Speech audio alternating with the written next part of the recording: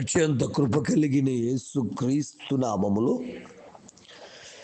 వాక్యాన్ని వింటున్న బిడ్డలందరినీ కూడా దేవుడు సమృద్ధిగా దీవించి ఆశీర్వదించును గాక. ఆమేన్. ప్రియ దేవుని బిడ్డలారా, అందరూ ఎలాగున్నారు? బాగున్నారు కదూ? ఉదయమే లేచి ప్రార్థన చేసుకున్నారా? పరిశుద్ధ గ్రంథాన్ని చదివి ధ్యానం చేశారనన్నా? ప్రియ దేవుని బిడ్డలారా, మనందరము దేవుని సంబంధులుగా ఉండాలి అంటే కొన్ని అనుభవాలు మనం కలిగి ఉండాలి. బైబిల్లో శరీర సంబంధులు, ధర్మశాస్త్ర సంబంధులు, క్రీస్తు సంబంధులు, ఆత్మీయ సంబంధులు అని చాలా విషయాలు రాయబడ్డాయి. నీవు ఆత్మీయ సంబంధిగా, క్రీస్తు సంబంధిగా ఉండాలి అంటే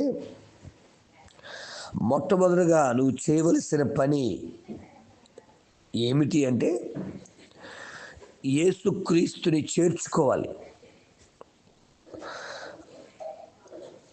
లూకా సువార్త 19వ అధ్యాయము 6వ వచనం ప్రకారం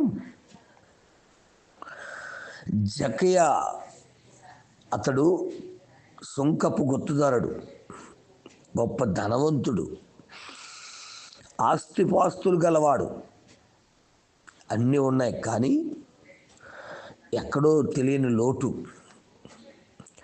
ఆ లోటులోంచి వచ్చిందే యేసుని చూడాలని ఆశ. ఆశగల ప్రాణాన్ని తృప్తిపరిచే దేవుడు నా దేవుడు. ఎప్పుడైతే ఆశ కలిగి ఉన్నాడో జక్కయ్య, మరి జక్కయ్య ఇంటికి రావడానికి ఇష్టపడ్డాడు. జక్కయ్య యేసయ్యను చేర్చుకున్నాడు. నువ్వు క్రీస్తు సంబంధివైతే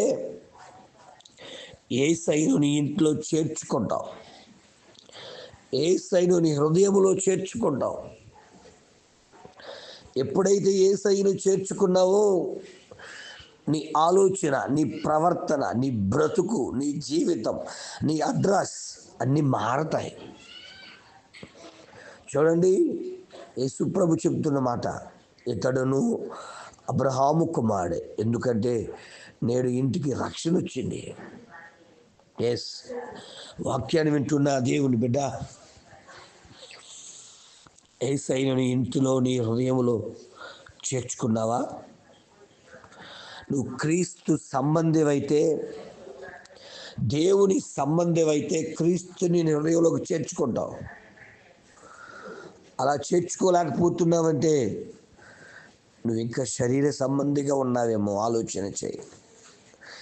ఇంకా నీ అడ్రస్ ఎక్కడెక్కడో పాపపు స్థలాలు, పాపపు ఆలోచనలు కలిగి ఉన్నావేమో ఒక్కసారి ఆలోచించు.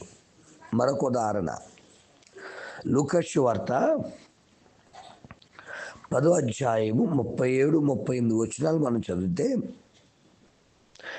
యేసుక్రీస్తు ప్రభుల వారు బేతనియ గ్రామానికి వెళ్ళినప్పుడు మార్త యేసు ప్రభుని చేర్చుకుంది. దేవుని బిడ్డ, మార్త యేసు ప్రభుని చేర్చుకోవడాన్ని బట్టి ఆ ఇంట్లో రాగల దినాలలో ఎన్నో సమస్యలు, భయంకరమైన పరిస్థితులు అయినను వాటిని ఎదుర్కొంది, ధైర్యంగా నిలబడింది. అంతేకాదు, చనిపోయిన తన తమ్ముడిని బ్రతికించుకోగలిగింది. యేసుని నువ్వు చేర్చుకోగలిగితే నీ ఇంటికి రక్షణ. యేసుని నీ ఇంటికి చేర్చుకోగలిగితే నీ ఇంటికి జీవం. ఇంకొక మాట చెప్తాను దయచేసి, యోహాను సువార్త 2వ అధ్యాయంలో కానాను పెండ్లి విందులో యేసుని వారు ఆహ్వానించారు, వారు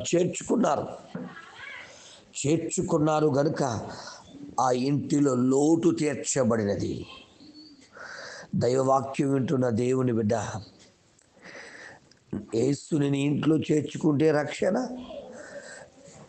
యేసుని ఇంట్లో చేర్చుకుంటే జీవం, యేసయ్యను ఇంట్లో చేర్చుకుంటే కొరత తెచ్చబడుతుంది. మరి ఈరోజు నీ హృదయంలోకి యేసయ్యను చేర్చుకుంటావా? నువ్వు క్రీస్తు సంబంధివైతే యేసయ్యను చేర్చుకుంటావు. రేపు ఉదయకాల సమయంలో క్రీస్తు సంబంధులు ఇంకా ఏ విషయాలు కలిగి ఉంటారో నేర్చుకుందాం. యేసుని చేర్చుకుంటారు.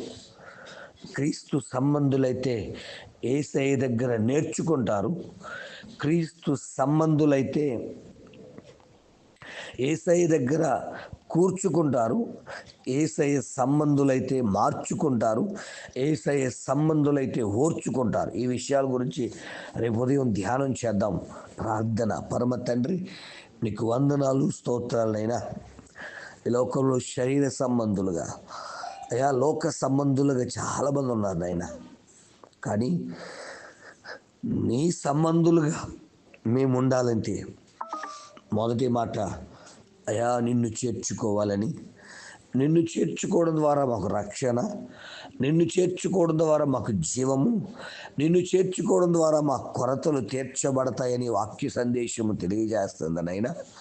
ఎంతమంది ఈ వాక్యాన్ని విని నిన్ను చేర్చుకోవడానికి ఇష్టపడ్డారో బిడ్డలందరినీ దర్శించి, దీవించి, ఆశీర్వాదం ఇచ్చి, మేలుతో నింపమని, సన్నిధిలో వాడుకోమని, వర్ధలింపచేసి భద్రపరచమని, మహిమయు ఘనతయు ప్రభావములు నీకు ఆరోపించుకుంటూ యేసు నామమున అడుగుచున్నాను తండ్రి.